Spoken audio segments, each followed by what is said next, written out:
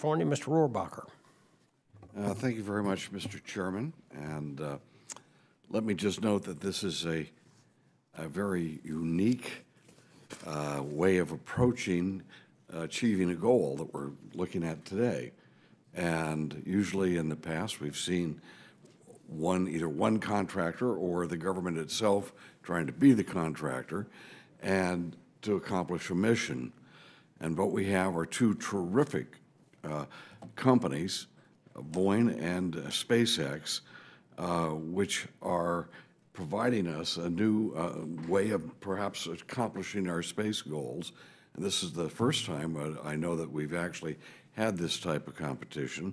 Let me note that the Orion capsule is reused.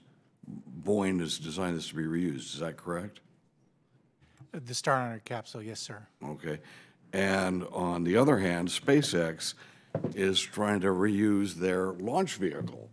So we have two different approaches, and I think this is what Congress wanted. Some really, we have two different approaches. We're going to find out which one is the correct way. Maybe they're both good, but this is the type of innovation and an innovative approach.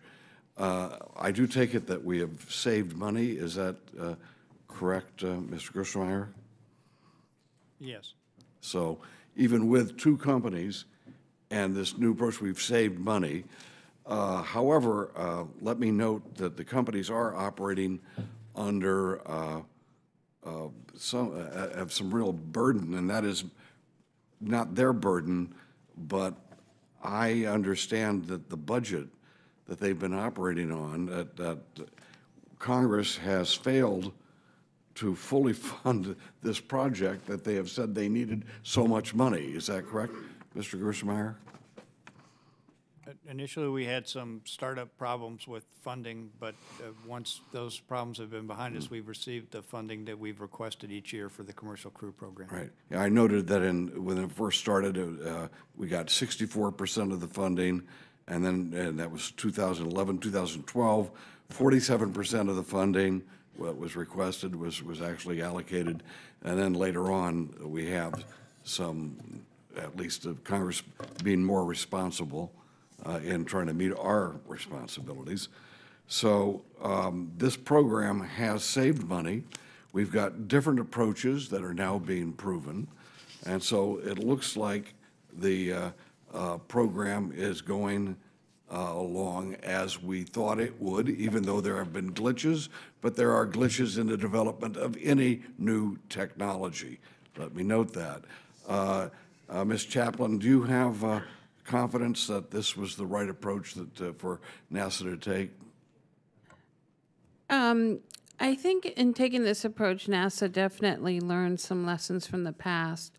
There were early attempts to work with the commercial sector in a different way and to really have them drive the program and be partners with NASA, but they didn't succeed for things like not very good communication between the contractor and the government, maybe not as much insight as the government needed, not good risk mitigation planning.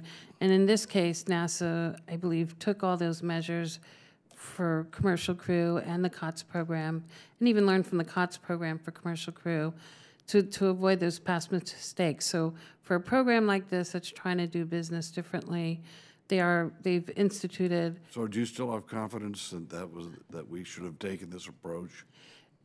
It's a good approach for this endeavor. We don't like to endorse one or the other. Okay. But for this program of this nature, they're following a good approach and adopting good practices for managing it. All right, and how about Ms. Chaplain? Ms. Sanders. Do you still have faith in this approach that Congress started years ago?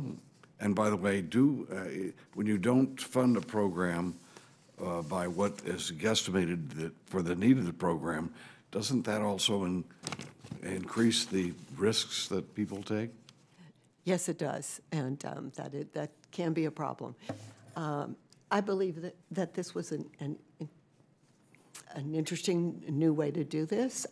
It came with challenges, and if I stick with safety, they learned some new things about managing risk and shared risk management that are probably good for the future.